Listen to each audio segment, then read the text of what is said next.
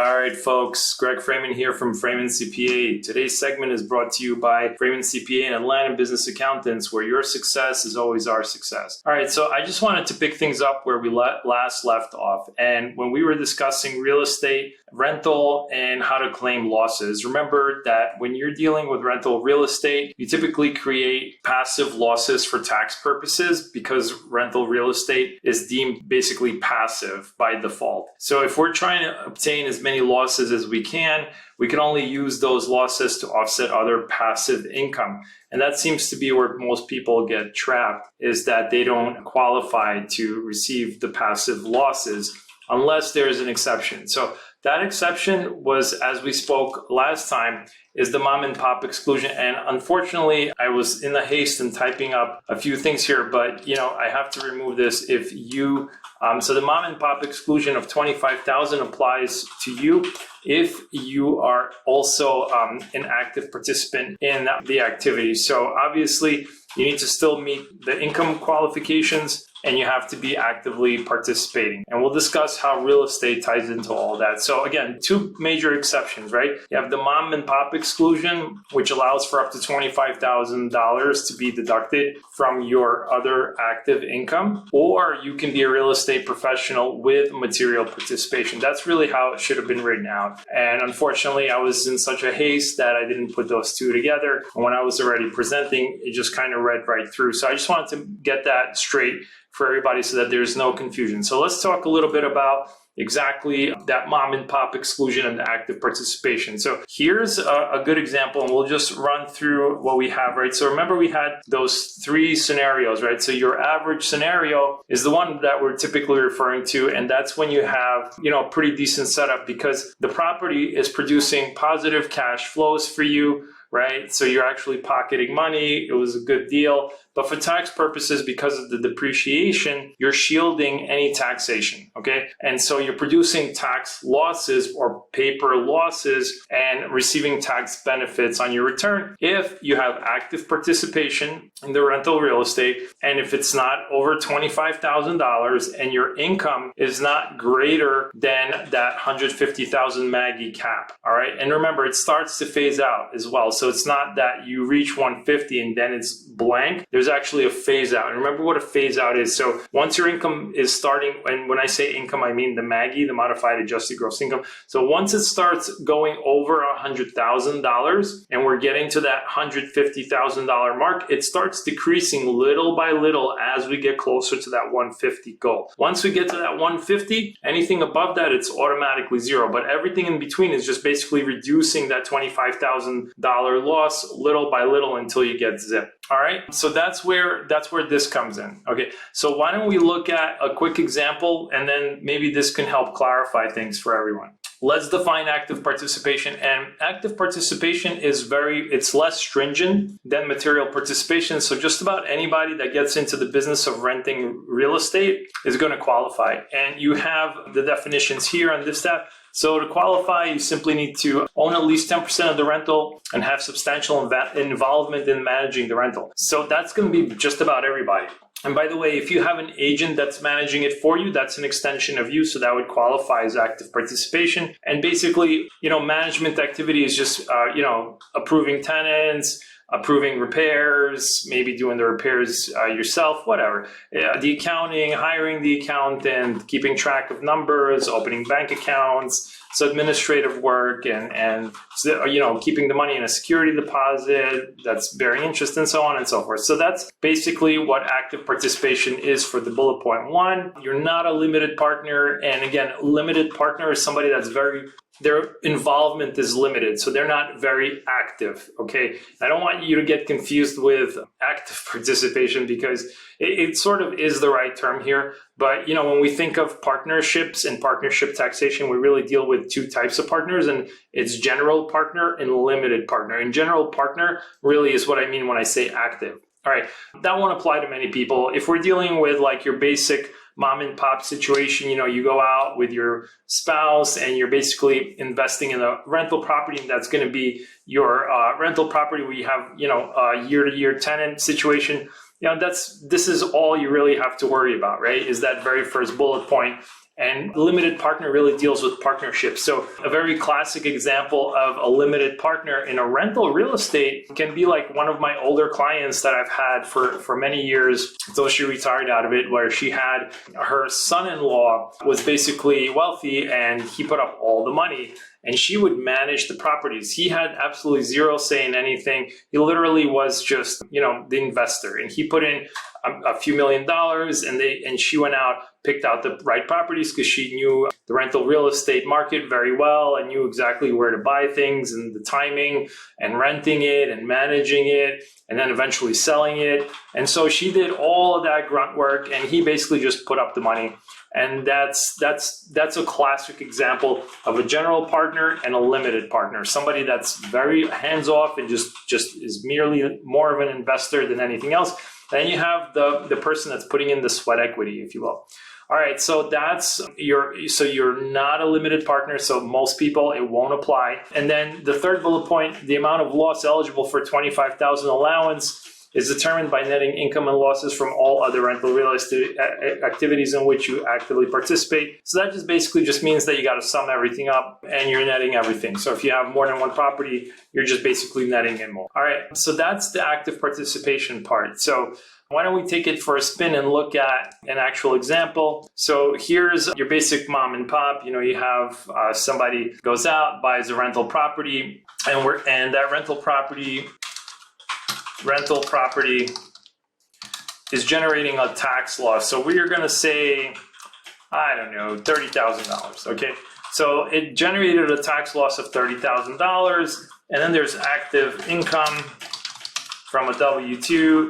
And that active income was $100,000. So now we're really interested in getting as much of this, deducted as possible. So if we're looking to deduct $30,000 as a regular couple, I wouldn't be able to do this because even though my income is below or right at the where it starts to phase out, remember from 100K, and when I say income, let's just assume it's Maggie, the modified adjusted gross income, okay? So if we're looking at your active income from 100,000, and we can just shortcut it and say that's the Maggie as well. And there's really not a big difference between Maggie and regular income. But just for simplicity here, let's just go ahead and say that that's your Maggie instead of active income. And so now you're at 100,000 with this W-2, and you want to get 30,000. So you're not a real estate professional. So how much will you be able to deduct? Well, if you said 25,000, you're correct. So since it's $25,000, and that's all we can claim, $5,000 would be disallowed, right? And so we have $5,000. So this would be your this allowed portion. And it would carry forward indefinitely on Form 8852, all right? And that's basically where we keep track of the passive losses. And if you're curious, you can just look up that form. It's an IRS Form 8852, and that's where everything is basically tracked. Yep, so 8852 is where the passive activity losses would be disallowed and carried forward, and that's basically your record of what's happening. Because remember, you might have more than one property, and all these properties are all going to net out and all going to carry forward into the future, depending on what you have with each property. And this Form 8852 with some sub-schedules would keep track of that. So if you've ever looked at your tax return and you just skimmed through most of it, next time you might want to pay attention to Form 8852 and see what that looks like. Yeah, so as long as you have that active participation, so you're involved in management, you own more than 10% of this, you're not a limited partner, and this is your only property, things are quite straightforward, and you would actually be able to reduce your taxable income by this amount, and so now you just saved a whole bunch of money, right? So 75,000 is now being taxed as opposed to 100,000. So this is really great for most people because they just saved money. Now remember, what happens if the income goes up? This 25,000 starts to get reduced until it's wiped out, and people tend to fall into that pitfall. So you want to avoid that at all costs and try to get the most out of the tax system by just knowing what should be there or when you're going to be crossing into a higher income and what can potentially happen, so that way you're prepared and aren't going to experience a surprise tax liability by the time you get to filing. Okay, so that's pretty much as straightforward as it gets, right? So why don't we talk a little bit about what's the other situation? So I'm not just a regular renter and I have 30,000 in losses, but I am a real estate professional. So remember, real estate professional, also, by the way, for spouses, if one spouse is a real estate professional, it kind of counts towards both. So that's the good part. And so here I'm very heavily involved as a real estate professional, and I need to deduct these losses, right? So if I want to deduct these losses, therefore I need to, and when I say losses, I want to get all 30,000 losses, not just 25, because remember, this is my bread and butter. I'm not just an investor. I basically am a real estate professional. So I might have many other properties. I might have, also a real estate agent's license or a broker's license. So I'm constantly involved in working in real estate. This is basically my living. So you can almost say this is my inventory in a way. And you can see why now it's being treated differently. It's because it's more of a business. And so if your business loses this kind of money, you probably can obtain all of this losses. If you're very involved and you put up money into this business, you would get all of the losses if all of the conditions are met, right? And so that's why the tax law looks at this way and says, wait a minute, well, you're not just a regular renter. You're not just a regular landlord that went out and is just doing a little bit of side investing. You are really a real estate professional, and this is really your business. So there's no reason why we should start capping you with $25,000 limits and $150,000 Maggie limitations and so on, just like any other business. Now, so what does it take to be considered a real estate professional? We already discussed that. You need the 750 hours. There's nothing else that really takes up more of your time. And when I say that, they can really look at everything. They can see like your hobbies. They can question what you're doing with your free time, because they want to make sure that you're really involved in the profession. All right. And then you have, so first and foremost, to obtain all of your losses, you need to first be considered a real estate professional. And like I just said, you need to put in a bunch of hours, and this has to be your main line of work. And then you also need to materially participate. So back to materially participate. So material participation is a more stringent level of tests that you must meet in order to obtain full losses, right? So there's basically 7 tests, okay? And I'm going to quickly go through all of them and kind of explain what each one means the best that I can. And just know that the first 3 are really the ones that we really typically see people satisfying. The last 3 are typically not applicable because they're really set up for anti-abuse rules, if that makes sense. And I'll go over that in a minute. But why don't we see what it typically means to satisfy the first 4 tests. Okay, so the first test is basically you're working more than 500 hours per year on this activity. So that's as straightforward as it gets. Now, you do not need to keep a log per law, a contemporaneous log, as they say. Excuse me while I sip my coffee. Now, so where was I? Yeah, so you don't have to keep a contemporaneous log, but believe it or not, it's it's really advisable to do so. And there's a whole history behind this. And can you imagine people being forced to keep a log? People already have difficulties keeping contemporaneous logs. So they did away with that, and they said, fine, you can just not keep it. But would it help? Yeah, it absolutely would help to keep track of what you do with your time. So greater than 500 hours per year, so that if you're a real estate professional and you're putting in over 750 hours, I think by default that this would qualify you. Substantially all participation. So anyway, you're participating substantially most of everything, and it can be as little as 6 hours, but you're basically doing all of that participation. So there's nobody else in the activity that's participating more than you, if that makes sense. All right, greater than 100 hours and not less than anybody else. So that just speaks for itself. So you're putting in over 100 hours, but it's not less than anyone else. I think that says it all. Greater than 100 hours with the aggregation of all such activities that fail all other material participation tests with aggregate hours of over 500. And I put hours in twice, which is fine. I think you understand what that means. So if you're going over 100 hours with aggregation of all such activities that fail all other materially participation tests with aggregate hours greater than 500. So that's very difficult to understand, and I don't really quite get it either. I'll be very straightforward with you. I guess it just means that if you have over 100 hours and you add everything up for all other activities, there's no other test that can be met and that exceeds over 500 hours. So it's worded incredibly awkward, and it doesn't make any sense to me. So I typically don't see that. Most people will satisfy the 500 hour per year and we're done. Or they go with 100 hours and not less than anyone else. That's typically what we see.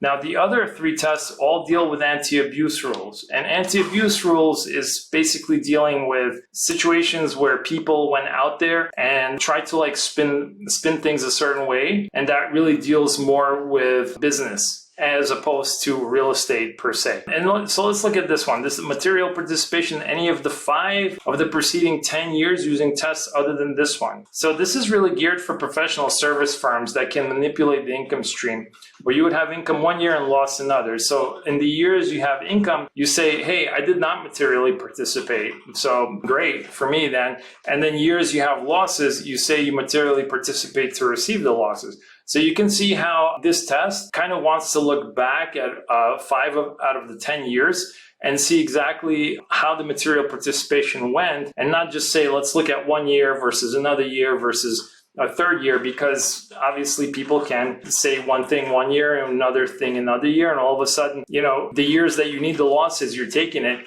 and the years that you don't want to get the income, then you're going the other way. So that's how that rule was created. And then let's see, material participation in any of the preceding years if a personal service activity. So if you're a CPA firm and a legal firm and then you retire, well, you no longer participate, but you're still receiving profit distributions. Well, if you're no longer materially participating, but you're still receiving the income, there are no losses. So someone can say now, I'm getting paid, but no longer working. So I can say this is passive income and shelter the income from tax, regular income tax, right?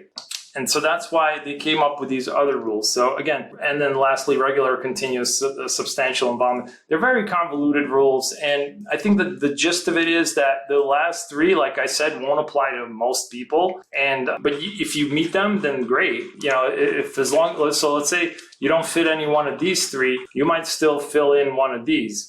Okay. But that's rare. Usually people just fill in 1 or 2. And that's it. And then we're considered materially participating for the real estate professional exception. And then all your losses are freed up. All right, guys, I hope that this segment helped. Remember, our motto here at the office is your success is always our success, all day, every day. We want to see you guys succeed. So if you like the video content, we'd like to see your comments, your thoughts about the presentation overall, if we helped, if we didn't, if we made it more confusing for you, then let us know. Because tax law is confusing, and we're here just trying to make it as straightforward as we can for everybody to understand and benefit, because we believe in empowering our clients. The more they understand, the easier our jobs are, and the better off everybody is. It's already a convoluted system, so let's work together to make sure that we're getting the most out of the tax system legally possible. All right, guys, you guys all are wonderful. Thank you so much. Remember, like and subscribe. Hit that button to be notified of more videos coming soon. Thank you. Have a great day.